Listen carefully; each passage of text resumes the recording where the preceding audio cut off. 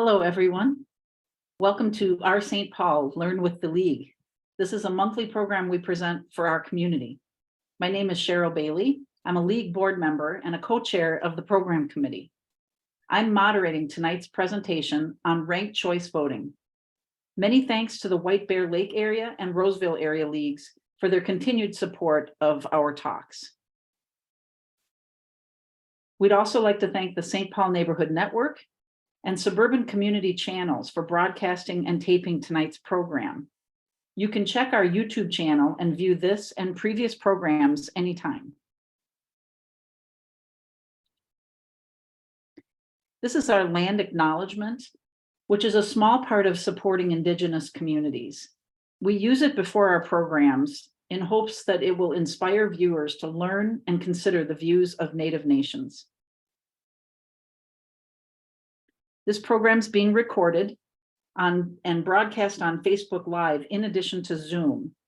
Please feel free to type in your questions to the question and answer portion of Zoom, and we will answer as many as we can near the end of the talk. Please also remember that the Zoom closed caption feature is auto-generated, so there are occasional inaccuracies. Well, why are we talking about ranked choice voting? We've been using it in St. Paul and Minneapolis for years, and you'll be using it on Election Day, Tuesday, November 7th, which is just 8 weeks from now. Your ballot may have city officers, school board, township officers, local ballot questions. It all depends on where you live throughout the state. Ranked choice voting for St. Paul passed in November of 2009 and was implemented in 2011. The official position of the Minnesota League is that it supports ranked choice voting or instant runoff voting to elect state or local officials in single seat elections. The Minnesota League also supports allowing local communities the option to use ranked choice voting. And you'll hear from our speaker why this detail is important. FairVote Minnesota is a nonpartisan, community-based group which has educated voters about and advocated for ranked choice voting since 1996. Through multiple talks like this one tonight, FairVote Minnesota helps educate the process of ranked choice voting, hoping to ensure confident voters and hoping to make elections as fair as possible. FairVote Minnesota helped the Minnesota League determine that its policy was to be for ranked choice voting. Our speaker tonight, Erin Zamoff, is the Director of Communications and Public Affairs for FairVote Minnesota. She grew up in Alexandria, Virginia. She practiced law and provided training on employment laws. She led the Minnesota chapter of Moms Demand Action prior to joining FairVote Minnesota. Since moving to Minnesota in 2008, Erin still finds a couple things quirky about her neighbors. Guests who arrive early and leave that one last cookie on the plate are a couple of things that make her chuckle. Erin, welcome to tonight's program. Thank you so much, Cheryl, and thank you all for being here, and thank you to the League of Women Voters St. Paul for inviting us to share this really important information about ranked choice voting. So why don't we get started?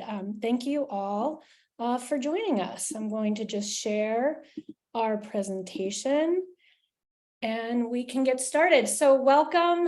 I'm really glad you all are here and joining us online via Zoom or Facebook and ready to learn more about ranked choice voting. And I want to thank the League of Women Voters again. They do so much good work to strengthen our local democracy in St. Paul and really across the state. So thank you for inviting us to give this presentation, and thank you for the work that you all do. As you all listen, I want you to think about how you will use ranked choice voting for your city elections in St. Paul this fall, and also think about who else you think might benefit from hearing this information. As Cheryl said, I work with FairVote Minnesota, and our mission is really to educate voters about ranked choice voting, and we're happy and ready to share this information with other community groups. So let's talk about what we're going to go over tonight. First, I'm going to give you background on ranked choice voting, including the history, what it is and how it works. Then we're going to go specifically into your upcoming elections in St. Paul, how to fill out those ballots and how those ballots are counted. And then we're going to discuss the impact and benefits of ranked choice voting for local elections and the experience of Minnesota cities with ranked choice voting. Finally, I'll share with you how ranked choice voting is really expanding across the country, as well as progress and next steps right here in Minnesota. Then at the end of the presentation, we'll have an opportunity for questions. So if you have questions, again, as Cheryl said, please put them in the Q&A bubble, and then we'll get to them at the end of the presentation. And then after that Q&A session, you're going to have the opportunity to try out ranked choice voting by ranking your favorite state fair foods. Okay, so let's get going. So first, I'd like to give you background on the history of ranked choice voting in Minnesota. Minnesota, our state, has really been a leader in ranked choice voting. So back in 2004, the League of Women Voters of Minnesota conducted an exhaustive 2-year study of different voting systems. And as Cheryl explained, they reached a consensus that endorsed ranked choice voting as an option for both local and state elections in Minnesota. Then in 2006, FairVote Minnesota, with the support of the League of Women Voters Minneapolis, former Mayor Don Frazier and dozens of volunteers led a campaign to adopt ranked choice voting in Minneapolis that voters approved that fall. Then in 2009, the Minnesota Supreme Court unanimously ruled that ranked choice voting was constitutional. They explained every voter has the same opportunity to rank candidates when she cast her ballot, and in each round, every voter's vote carries the same value. That was Minnesota Voters Alliance versus FairVote Minnesota in June of 2009. 2009 was a big year for ranked choice voting in our state. In November of that year, Minneapolis held its first ranked choice election. And as you heard, St. Paul voters passed a ballot measure adopting ranked choice voting. And then St. Paul voters ran its first ranked choice election in 2011. Then in 2018, St. Louis Park City Council unanimously passed to adopt ranked choice voting through its city council. And then in 2020, both Bloomington and Minnetonka voters passed ballot measures adopting ranked choice voting. So what I'd like to do now is go specifically into your St. Paul elections. As Cheryl said, the election day is coming up November 7th, but the early voting actually starts September 22nd. So St. Paul voters use ranked choice voting for their municipal elections, municipal meaning for city council and for mayor, but do not use ranked choice voting for school board. This year, you'll be voting on all 7 ward seats for city council. And just to remind you, I know we have a very smart group listening to this presentation, but municipal elections are held in odd years every 2 years, but alternate between mayor and city council. So you voted for mayor in 2021, and this year you will vote for city council. And I just want to reiterate, we're really lucky in Minnesota because we do have more time and options for voting. You can vote early in person or by mail from September 22nd to November 6th. And of course, election day is on Tuesday, November 7th, and polling places are generally open from 7 to 8. And after this presentation, I would encourage you to find out how to vote early, your polling location. Go to the Secretary of State's website at mnvotes.org. Okay, St. Paul is not the only city using ranked choice voting. As you heard from the history, Minneapolis has been using it since 2009, St. Paul since 2011, St. Louis Park since 2019, and then Bloomington and Minnetonka for the first time in 2021. Those 5 cities are all charter cities. Under current law, most cities don't even have the opportunity to use ranked choice voting, even if they want to. That's because only 15% of Minnesota cities are charter cities that have their own charter that allows them to set the rules for their local elections. So Minneapolis, St. Paul, St. Louis, Park, Bloomington, and Minnetonka are all charter cities. And so those cities can adopt ranked choice voting in one of two ways: by unanimous vote of the city council, which is what St. Louis Park did, or by placing it on the ballot for a vote by city residents, which is what the other 4 cities did. Unfortunately, most Minnesota cities, 85%, are statutory cities, and that means their elections are set by state law. So in order for RCV, in order to adopt ranked choice voting for a statutory city, we would need to pass state legislation, a local options measure, that would give statutory cities and other local jurisdictions like counties, school boards, the opportunity to adopt ranked choice voting if they choose. It wouldn't mandate it, rather it would give each city and local jurisdiction the ability to use RCV if they want to. It would also eliminate administrative barriers for cities like Rochester that have even year elections. Okay, let's go a little more into what is ranked choice voting. Ranked choice voting is a simple but powerful way to vote that allows voters to rank candidates in order of preference and ensures winners with a majority in a single, decisive, and cost-effective election. So voters can rank as many or as few candidates as they like, from their very favorite, the candidate they love, to their least favorite, someone they can deal with. So their first choice, second choice, and so on. It works like a runoff, but it happens in a single election, which eliminates the need for costly, low turnout summer primaries. It's also known as Cheryl indicated, instant runoff voting. In competitive races with more than 2 candidates, candidates, in order to win, will need to broaden their base of support and secure those second and third choice votes. And candidates must earn a majority of continuing votes to win.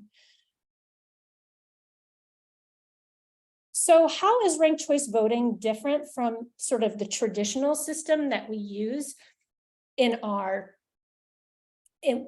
St. Paul used to use and that we use in our federal and state elections? So prior to implementing ranked choice voting, St. Paul and other cities that use RCV would hold a city primary in August and then hold a second general election in November.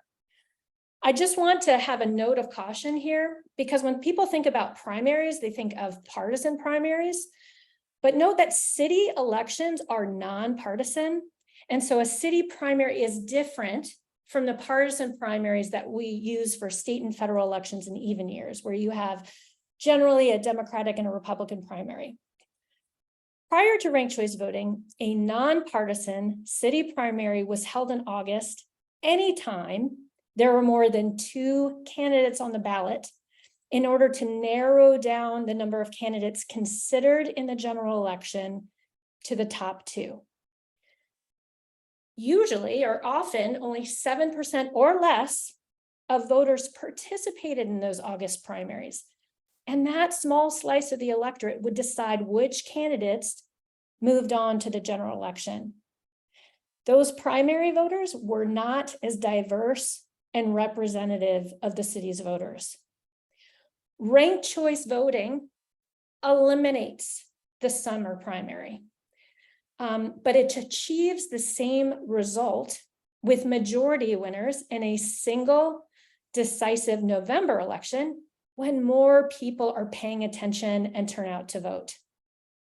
The electorate that votes in the general election in November is generally more diverse and representative of the city's voters.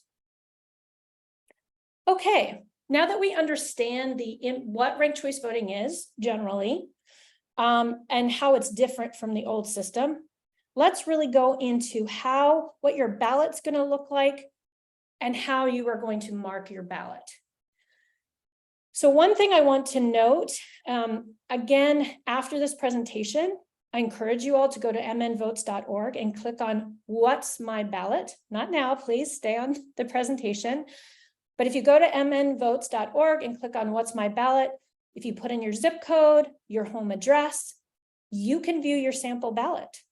And so it's a great tool because you can look up the council members that are running in your ward. You can look up their stances on the issue, and you can decide who you're going to rank.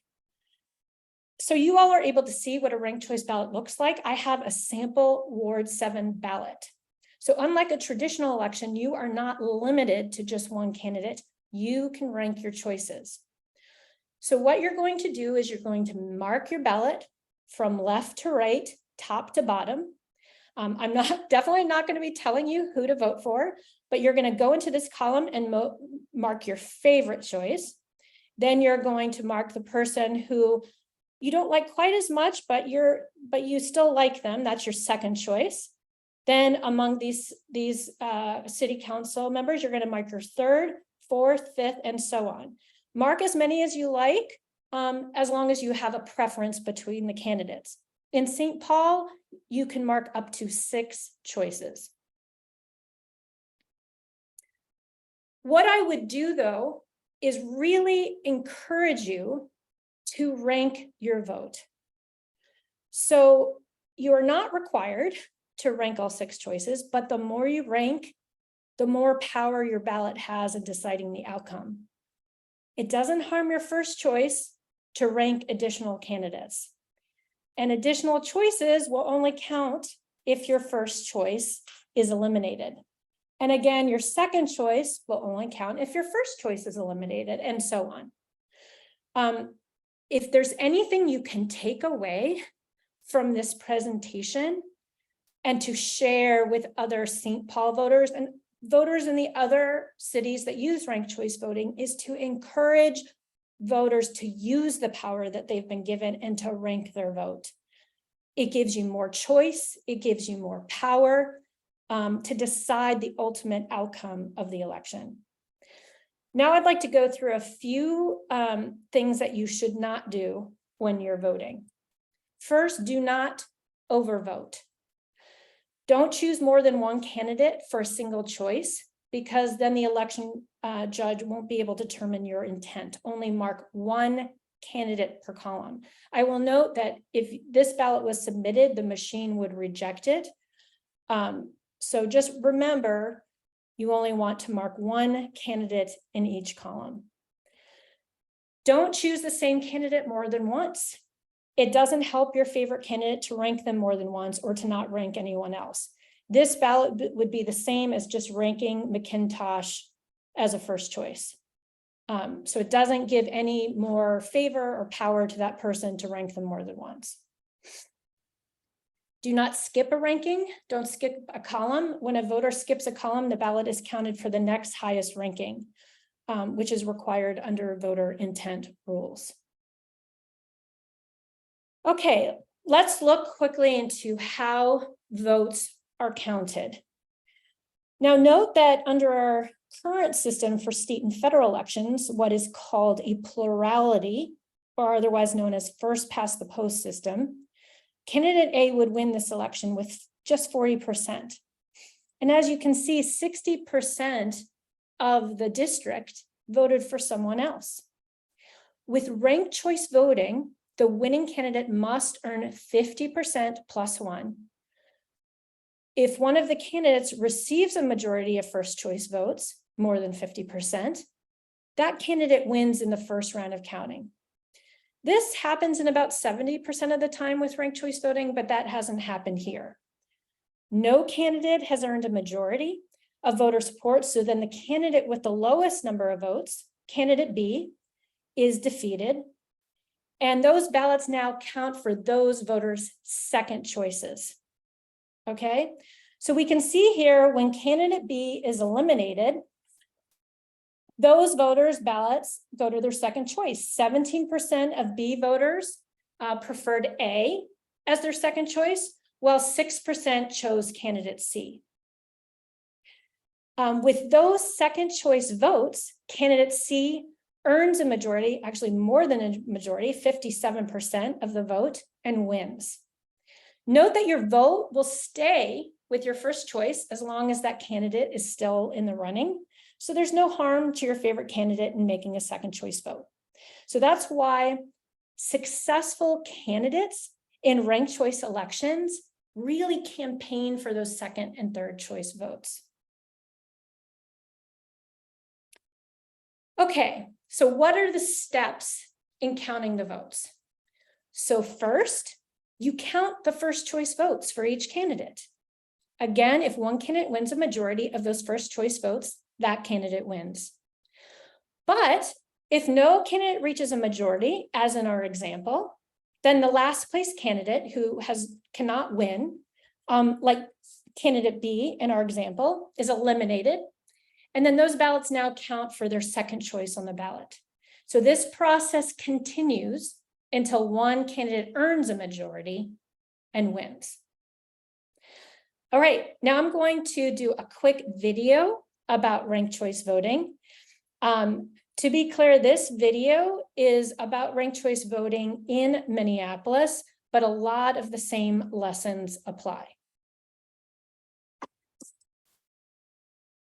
Why ranked choice voting? Because it gives us all the best chance to elect a candidate who not only appeals to their base of supporters, but to the broader group of voters that they ultimately will represent. Ranked choice voting eliminates costly, low turnout, and unrepresentative local primaries that left you with only 2 choices in November. Now you have more choices, and instead of just choosing one candidate, you get to rank your choices. And I think that's pretty cool. Before ranked choice voting, voter turnout in primary elections was as low as 5% in some Minneapolis communities. And those voters were older, whiter, and wealthier than general election voters. And here's how it works. You rank your choices first, second, and third, knowing that if your favorite candidate doesn't have enough votes to win, your vote will continue to count until one candidate reaches that winning threshold. Ranking your second choice and your third choice does not affect your first choice. If your first choice gets eliminated, then your vote will transfer to your second choice. If your second choice gets eliminated, then your vote will transfer to your third choice. Voting for only one candidate or for the same candidate more than once will not improve that candidate's likelihood of winning. If you vote for only one candidate and he or she gets eliminated, your ballot won't count anymore. Under ranked choice voting, candidates must campaign towards a majority, as well as second and third choice support. Candidates with too little support are eliminated, and the votes from these candidates are redistributed based on those voters' second and third choices. This process continues until one candidate reaches the winning threshold. Maximize the power of your vote by ranking your 3 choices. Ranked choice voting is used around the world and across the country, showing that it's good for democracy, fostering civility, and requiring candidates to talk to all of us. That means less negative campaigning, misinformation, and spin, and more people voting out of hope, not fear. It means a government less polarized and less beholden to special interests, and more able to compromise and solve problems on behalf of all of us. So if you're a fan of ranked choice voting and a democracy that's more representative of the people, By the people. And for the people. Please share this video. Tweet it, Facebook it, and email it to everyone you know. as citizens and voters, we've got a powerful voice. Let's use it.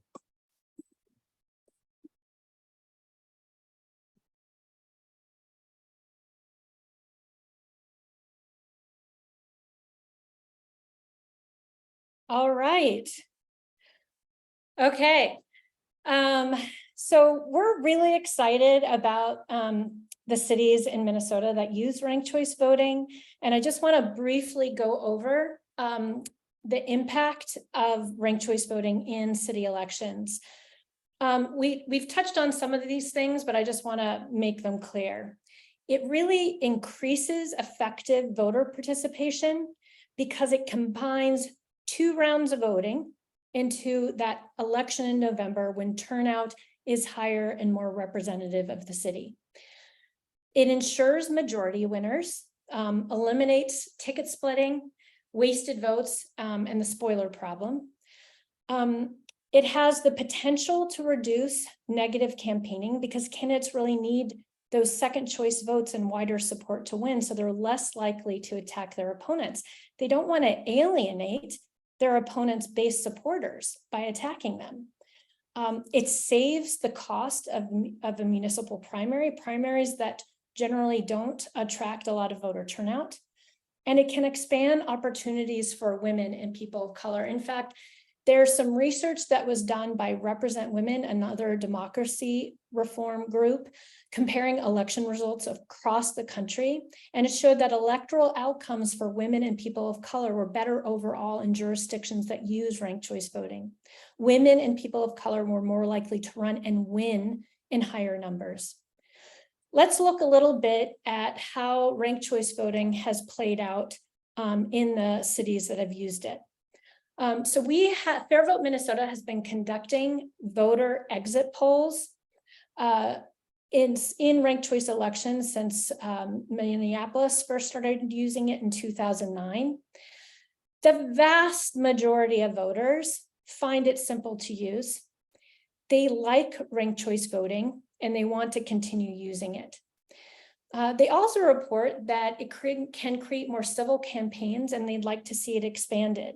We see similar polling results from across the country, from New York City, which uses it in primary elections, to Utah, which a lot of Utah cities use it, to the state of Alaska. So across the political spectrum and across the country.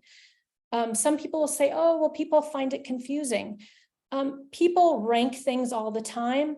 And it actually, what it does is it gives more power to the voter. And I think we should believe in and have respect for the voter. So those are the results of voter exit polls from 2009 to 2019. In 2021, Mayor Carter, as you know, won St. Paul's mayoral election in the first round of counting with almost 62% of the vote. So an instant runoff was not required. So that was one of those cases, while there were multiple candidates, he went well over the majority in the first round of counting. So it didn't go to an instant runoff. However, Minneapolis had competitive races in 2021 where we conducted exit polls. That race featured both competitive mayoral and council races along with a ballot measure on policing. And that year, Minneapolis had a historic surge in turnout with 54% of voters casting a ballot, the highest ever for a municipal election in over 45 years. Now, of course, the ballot measure certainly had an impact on voter turnout, but the robust competition and wide array of candidate choices made possible by ranked choice voting, as well as the elimination of that primary, really helped drive the surge in voter participation. In fact, there were more votes for mayor than for the ballot measure, showing that ranked choice voting and the competition it encourages were a critical factor in turnout as well.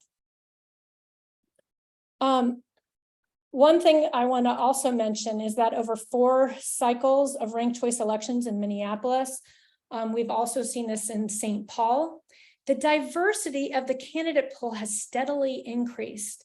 And we're now seeing councils that represent, and reflect the diverse array of communities, ethnicities, and backgrounds in our cities, including immigrant communities, the Black community, the LGBTQ+ community, and women. An impressive 88% of Minneapolis voters in 2021 across all incomes, ethnic groups, ages said that RCV was simple to use. 73% ranked their ballots. In general, the more competitive the race with 3 or more candidates, the more likely voters are to rank. And you'll find that in St. Paul as well.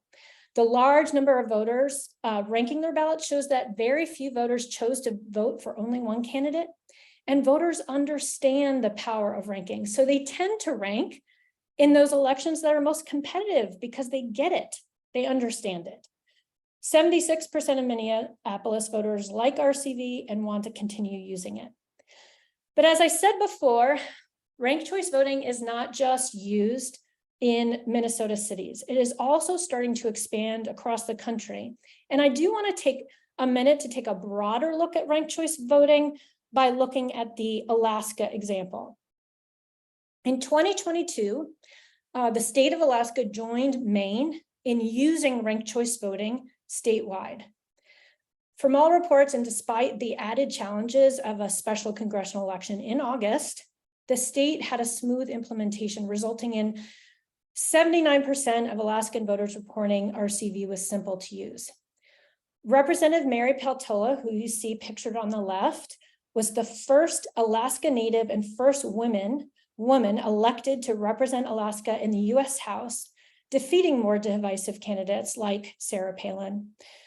Peltola was really effective, a really, really good ranked choice voting candidate. She understood that ranked choice voting rewards candidates who build that broad coalition of voter support. So how did she do that? First, she really focused on policy issues. Her mantra was fish, family, freedom, and she really honed in on policy issues that mattered to voters. She also rejected negative campaign tactics, and she actively campaigned for second and third choice votes from her opponent's supporters. So while her two Republican opponents were busy attacking each other, she was building her support, securing those first choice votes, and then seeking second choice votes of the supporters of Nick Begich, who she believed would be eliminated in the first round. So despite Peltola being a Democrat, enough of Begich's supporters, he's the gentleman on the right, enough of his supporters marked Peltola as their second choice to allow her to beat Sarah Palin 55% to 45% in the final round of counting. As you can see from her campaign materials, I have a sample where she says, rank Mary first.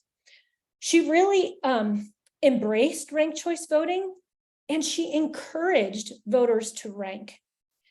I would say the best candidates not only focus on the issues, refrain from negative campaigning, but they also respect the voter and they encourage voters to rank.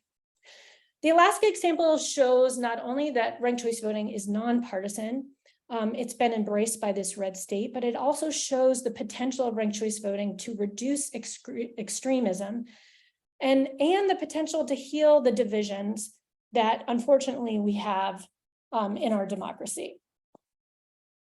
So, not surprisingly, ranked choice voting, the momentum for ranked choice voting is building across the country.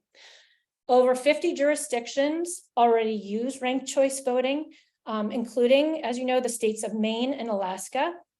Military and overseas voters cast ranked choice voting ballots for federal runoff elections in 6 states: Alabama, Arkansas, Georgia, Louisiana, Mississippi, and South Carolina. Those are states that use runoffs, and so they allow their military voters to take care of those runoffs with instant runoff voting. And then more local jurisdictions will begin using ranked choice voting in the next few years, but I do want to let you know about some exciting developments in the states.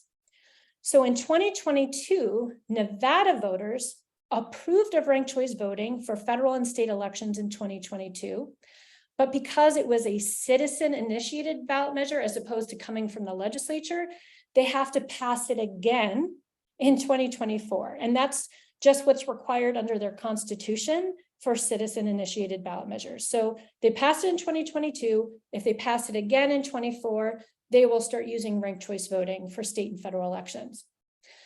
Oregon will also vote on a ballot measure to adopt ranked choice voting for state and federal elections in 2024. That was actually passed by the Oregon legislature, and a really exciting development. So those voters will also have the opportunity to adopt ranked choice voting for state and federal elections. So let's turn to what's happening in Minnesota. I would just say that I want you all to focus on the important local elections that we have coming up in St. Paul and in other cities in Minnesota. Those local elections are really important, not only for how they impact your life and the decisions that are made, because they do. And the more people vote and pay attention to those issues, the stronger our communities are. But I would also note that a lot of our local leaders end up running for state and higher office And so the decisions you make about your local leaders are so important because they can be our future state and national leaders. And I also want to say, I feel like we're at a bit of a perilous moment in our democracy in our country. We really need to do something to address the divisions in our politics. The polarization in our politics is really increasing in our country. And I would just say that ranked choice voting is something we can do. It's a step that's viable that we can take now. So I'm not encouraging for you to do anything, but I want you to know what's going on right now in the Minnesota legislature. In 2023, FairVote Minnesota and ranked choice voting advocates made some progress. The legislature passed a study led by the Secretary of State to examine how best to implement ranked choice voting in Minnesota for local and state elections, He is going to report those findings from that study to the legislature. And then also last session, Representative Cedric Frazier introduced a local option bill, which I talked about at the beginning of the presentation, that would allow more cities and jurisdictions to adopt ranked choice voting. And this would give more local jurisdictions the ability to try it out and other people to use this way of voting. So this would expand ranked choice voting beyond just the 15% of charter cities, which currently have the authority to choose RCV. That measure that was introduced in 2023 will carry forward to the 2024 session. And I would just encourage you to be in touch with your state legislators to find out about the progress of ranked choice voting legislation. Okay, you can find out more information. I want all of you afterwards to go to rankyourvote.org. That is our educational website. And if you go to voters, and then go to St. Paul, you can find out all the information about your upcoming elections. We also have more information about ranked choice voting on our main website, fairvotemn.org. There's so much information there about ranked choice voting and the importance of it. And then you can email us info@fairvotemn.org. Follow us on Facebook and of course on Instagram and Twitter, now X. And now I'm going to stop and open it up for questions. Thank you, Erin. We do have a few questions that are starting. And one was a specific question about leaving choice 2 empty. Can you explain again why a voter should not rank their first choice, rank their third choice, and leave the second choice empty? Well, the third choice will, if you go from the first column and then skip the second column or your second choice, your third choice will just be counted as your second choice. So in the end, it has the same effect, but we just want to make sure you're not making a mistake and forgetting to make your second choice. So it's just better to go from left to right, top to bottom. And then the instructions at the top say first choice, second choice, third choice. So Correct. It's best to just do that. But the ballot machine won't spit you out and won't negate you if you skipped a column. It might not. They definitely would if you vote in the same column, but I'm not sure about the skipping. Okay. And then a viewer said, I think the same reaction I had when I saw your slides the first time. Am I correct that there are only 5 communities that can use this way of voting? In other words, if I live in Roseville or White Bear Lake, we're not allowed to do ranked choice voting, correct? So that is correct about your particular communities, unless you are a charter city. The Secretary of State actually has a list of all the charter cities. I have not memorized which cities are charter cities and which are not. But a lot of the cities that are charter cities have already adopted ranked choice voting because they have that authority. Now, there are communities like Rochester who are very interested in ranked choice voting, but have even year elections. The Secretary of State, part of his study is looking at how to have both ranked choice voting and non-ranked choice voting on the same ballot. But yes, you're correct. Unfortunately, right now, Roseville and White Bear Lake, unless, I don't know their status, whether you all are charter cities. I don't think you are charter cities, but if you go to the Secretary of State's website, you can look that up. Okay.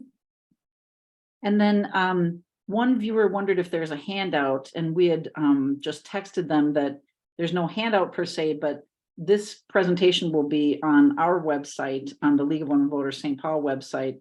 And then you can also go to YouTube, and hopefully if you ever see any kind of presentation like this and you like a slide, you can always use your phone and take a picture of the screen that's of interest to you. But when you look up anything on YouTube, you can slow down the cursor to get to the slides, you know, go backwards and forwards to get to the slides of particular information that was useful, like some of your slides that had data on them.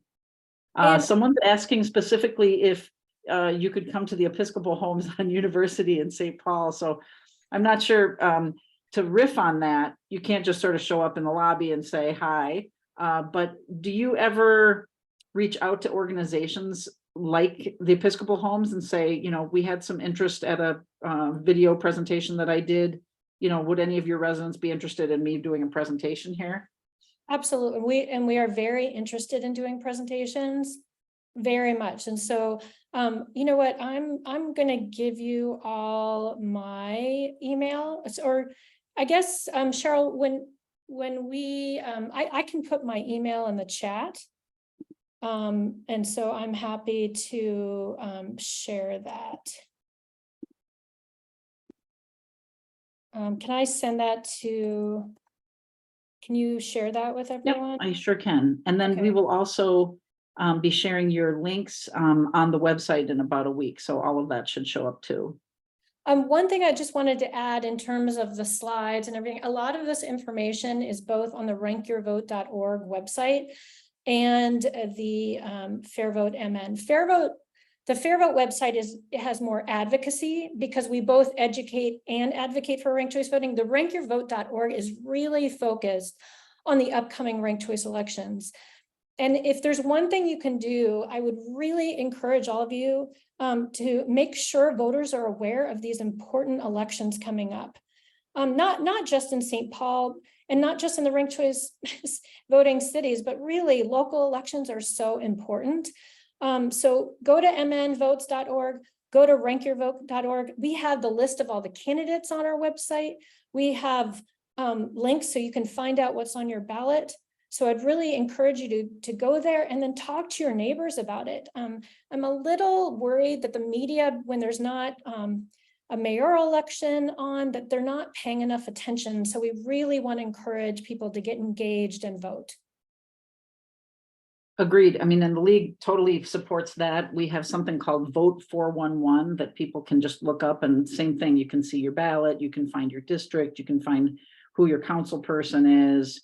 You can find different ways to vote early, et cetera. And so Vote 411 is another really good option. And at the end of our talk, I've got the different debates and presentations that we're having. We have candidate forums from the League of Women Voters St. Paul that will be going on for the next several weeks, and those are all important. And then just looking up your candidates, going to their websites, et cetera. We did have a question if you could explain one more time why we shouldn't vote for the same person in first, second, and third. Like, can you just tell us one more time why that won't help candidate A to vote candidate A, candidate A, candidate A in column 1, 2, and 3? Because I kind of want to do that. I'm just not gonna lie. Right. So basically, the effect of you doing candidate A through all your choices is the same as just putting one vote for one choice. And so it will count the same way. And what I would say about the ranking is that if your first choice, if candidate A is your very favorite, if they don't have enough support to win and they are eliminated, then your ballot won't go forward in affecting the outcome. So if there is a candidate, let's say there's a candidate that you love, okay, that's your first choice. Then let's say there's a candidate you like, but there's a couple of things you don't like about him or her. You put them as your second choice. And then as your third choice, you put the person that's acceptable to you. What I would say is that I would really encourage you to rank because that gives you more choices and more power in deciding the outcome. Because then if candidate A doesn't have enough votes and is eliminated, then your second choice will count and you will have an impact on who is elected.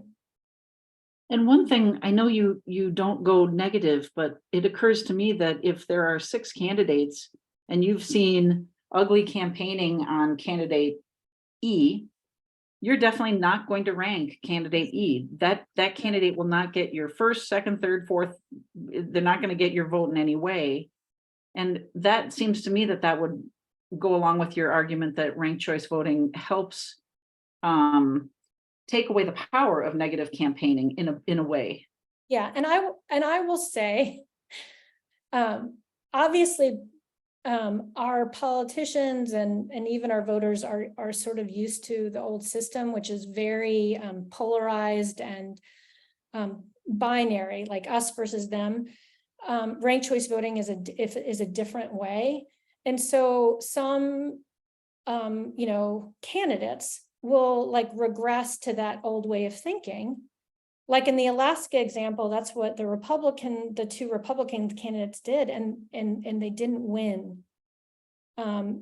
Voters in ranked choice elections tend to will punish candidates who engage in that kind of behavior because they won't rank them. Mm-hmm. And in fact, if a candidate is saying rank only me, that also, or someone says don't rank so-and-so, well, those voters aren't going to vote for that person. So that negative campaigning tends to backfire. And I was impressed that you've stressed that the winner has to get to 50% of the votes cast. Plus one. Plus one. So when you say plus one, you mean just one extra vote? Yes. And so have you had any examples of really tight races that it took a while with now that we've got votes coming in early and certain states have rules that they can't start counting those early votes until election day, et cetera. Does ranked choice voting affect the timing at all of getting results out? So that's a great question. So in Minnesota, you really need to get your mailed ballots in by election day. But in other jurisdictions like New York and Alaska, for example, uses broad-based mail voting. Not surprisingly, right? Huge, vast territory state.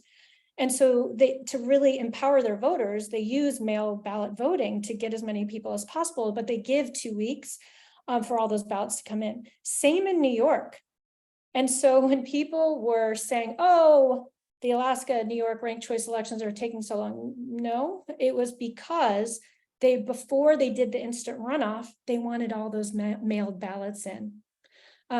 While we have mailed ballot voting in Minnesota, I believe they have to be in by election day. And so we don't have that same issue. I will note, though, one note for St. Paul.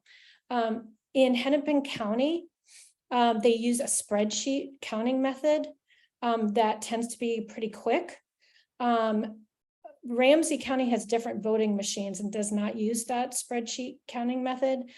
So it can take a couple days in St. Paul to do those counts. And that's just because of the voting machines. It's all accurate, it's all transparent. It's just, it can take a couple more days. Great. Well, I think looking at the time, we've got about 10 more minutes and we want to get to your poll. Oh yeah, so and we want to make sure that viewers know that now you have to actually push buttons on your laptops or your phones, please. But we want to make sure once you've done the poll that you don't then log off. So can you talk us through this, Erin? We're going to actually do a ranked choice vote right now. And I think you're going to find that it's very fun. Are you putting that in the chat or in the Q&A for them? What's that? The link. I can put it in there. Okay. Let's see, everyone. Okay, if everyone goes to clicks on that link, but just make sure you stay on your Zoom. So what we're gonna do, if you go to that ranked vote, and I can share my screen. Should I do that? Sure. And again, everyone, it's in the chat. It's a little blue link from Erin Zamoff to everyone. And you're going to click on the blue. And what should come up is a white screen that has rank your vote, but don't leave your Zoom. Okay. So I don't know. Should I reveal my choices? I don't think so. Okay, I'm gonna stop sharing my screen and I'm gonna rank my choices Okay. on my own. So just in the first column, put your first choice. And then in the next column, Pronto Pup, mini donuts, corn dog, cheese curds, whatever it is. So do your 5 choices and then hit submit. So I'm going to give everyone just a few minutes to do that. Yep. And then once you submit, you just click the little X above where it says rank choice. And then vote. I'm going to show you all. Actually, I'm going to go back and I'm going to share my screen and show you all the results. Okay. If that's okay. Are they coming in okay? Yep. Okay. I think in Minnesota, everyone's going to want to know the Pronto versus Okay, corn so dog. Sweet Martha's starts off with the lead, but cheese curd starts coming up, and then corn dog is eliminated. Looks to go evenly to cheese curds and Sweet Martha's.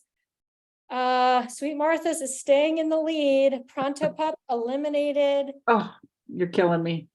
And then roasted corn. Wow, roasted corn. This is We're corn people. Sweet Martha's wins it in the end. So, but we still ate as many Pronto Pups as we wanted.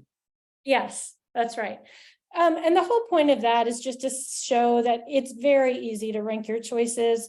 We do it every day, from food to the restaurants we want to go to. And ranked choice voting is just a great way of deciding the food, the restaurant, the candidate that has the most support. So you showed us that several cities throughout the country have this right now. Just like in Minnesota, we've got several cities who use it for certain parts of our elections, but we don't use it for the national candidates. So in 2024, do you know what, for instance, in St. Paul and in Minneapolis, what people will be using ranked choice for? They won't use it for the presidential. They won't use it for the senators. Right. So in Minnesota, ranked choice voting is currently only used for local elections. As I explained briefly in one of my last slides, the Secretary of State, per legislation that passed last session, is studying how best to implement it for state and federal elections. So he is meeting with election administrators across the state and doing a study to determine the best way of doing that. There is a lot of support to bring ranked choice voting to state and federal elections in Minnesota, and we just have to keep working at it. And so I would just, oh, go ahead, Cheryl, sorry. Well, you said that Oregon will be using it, Nevada will be using it. Are there any other, do you feel like there's a movement throughout the US to get more and more elections, since every state looks like it's got some experience with it with their local elections?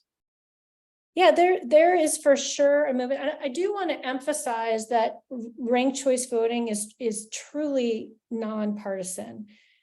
Even though so much in our politics right now is very divisive, it truly just rewards and elects the person who has earned a majority of voter support.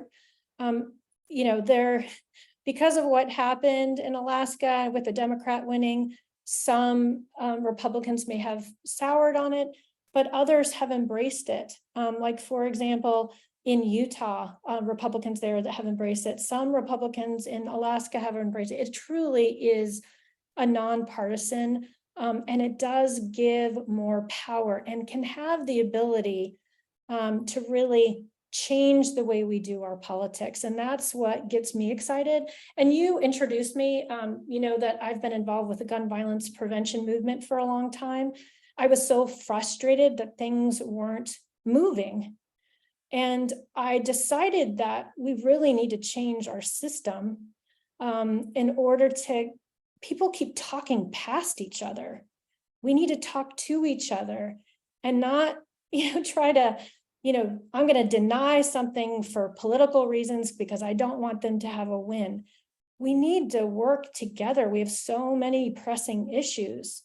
And so I felt like we really need to make a change. And so that's how I got involved with FairVote Minnesota, because I felt like we really need to change our system so it works better for the voters. And that's, the voters have to insist that their candidates do that. I mean, we have to hold our candidates and our elected officials to the fire, our feet to the fire. Mhm. There was one quick question before we go to my closing slides, that the math seemed a little off on the food poll for 50% plus one. Was it because of the odd number of votes, or was it because there had been votes previously from? It was because so this is because this poll was used actually at the state fair. So this poll has so many more votes than normal. And it's a really tight race between Martha's Cookies and Cheese Curds, but it does eventually, Martha's Cookies reaches the 50% mark. Well, I'm a little salty about that because Pronto Puffs were definitely my number one, and I wanted to vote for it over and over again, but I learned from tonight that that was of no use, I tell you. Yeah. Well, Erin, we just can't thank you enough for lending your expertise on ranked choice voting. It was really informative, and it's clearly the reason we ran the program is because it is a bigger issue than how people go into the polls and vote. It's got a bigger goal. It's got a loftier goal, and hopefully it can help us move past some of the things that we're dealing with. I hope so. Thank you again. And then we'll go back to my slides really quick. Again, the presentation will be on our website, and you'll be able to see it on YouTube. Thank you again so much to Erin from Ranked Choice Minnesota, and for our sponsors. Here's something you might want to take your phone out and click the picture for your ward, but it's very easy if you just go to the website in white there below, LWVSP.org. Our calendar has all of these locations for the candidate forum, both for city council members and for school board. The ones you see on the screen are all going to be at the SPNN studio, and that is a really easy access off Highway 94. It's just north of the highway. If you look for a water tower that's got a crescent moon, you're in the right place. It's kind of a big factory, old factory type setting. And these are all in person. There are more next week. So again, the League is a nonpartisan organization, just like FairVote Minnesota. We're over 100 years old, and we're devoted to educating the public on candidates and issues. We want to promote reliable and secure elections for our country. We study issues, we take position, and we take action.